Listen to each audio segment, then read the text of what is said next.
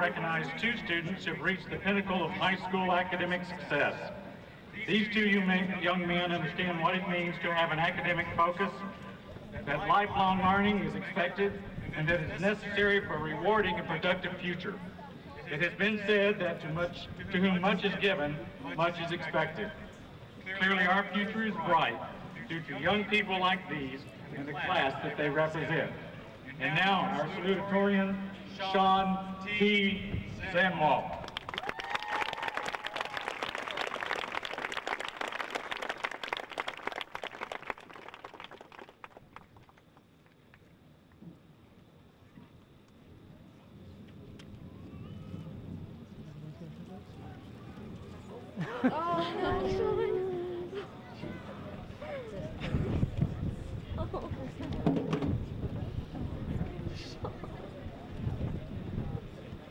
Oh, well, that's a good way to start things, right? I'd like to begin by welcoming all of you, graduates, the parents, the family, and the friends, to this year's graduation ceremony.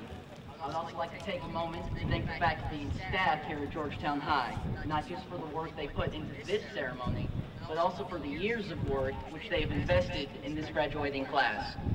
The dedication of this school's teachers and administrators to the pursuit of academic success has been, and I'm sure will continue to be, a great tool and inspiration to students for years to come. It's said education begins in the home, and for that reason, I'd also like to thank the many families in the audience who have come to support their graduates tonight. More than any other factor, your presence and involvement in your graduates' lives have helped to shape them into the individuals they are now. And having counted many of them as friends and all as classmates, I believe you have every right to be proud of the people your graduates have become. It is from the family that our earliest and most important lessons in life are learned. And as we move forward from this day, we take with us the experiences and lessons which our families have provided. And as each of us begin our pursuit of higher education, entrance into the workforce, or service in the armed forces, we can remember that we always have someone in our corner, even when the road ahead gets rough or takes an unexpected turn, as they sometimes do. Much like roads, plans have a funny way of changing in ways we don't always anticipate. For many graduates, the best example is that of the college search.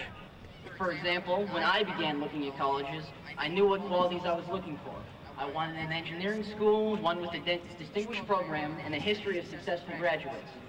Together with my family, I looked at some of the great engineering schools across the country, schools like Georgia Tech and Purdue. At the time, I knew one thing was certain. I wanted to leave the state to attend college. I wanted the experience of living away from home and the experience of an environment different from that of the one I'd grown up in. In researching schools, though, I discovered that there was a school in Texas which met my criteria very well. Texas A&M.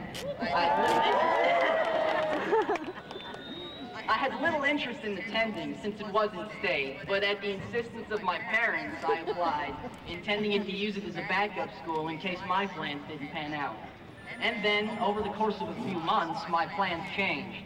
I visited the A&M campus, I talked with its professors, I interviewed with a prominent graduate, and I found myself being sold on all the qualities that make A&M a top-tier school. Just like that, even though my educational and career goals had not changed, my college plans had. I no longer had the desire to leave the state to pursue my education. Everything I'd been looking for in the college I had found much closer to home than I had expected. Plans can, and often do, change all the time, and all that we can do is be prepared for it. What didn't change for me, and what should never change, is dedication to a goal, a dream, or a desire. Each of us, as we leave our high school years behind, have our own aspirations and goals to be met in life, and we must move towards them with a desire for success and a willingness to work to achieve them, no matter how the plan changes along the way. It's on that note that I would like to wish my fellow graduates the best of luck, whatever your plans now and in the future.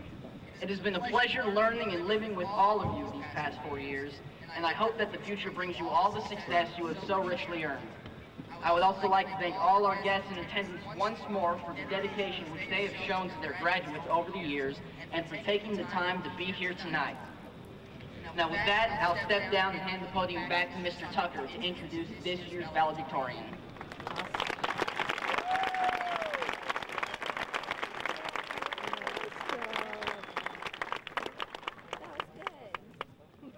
Thank you, Sean. Obviously well said.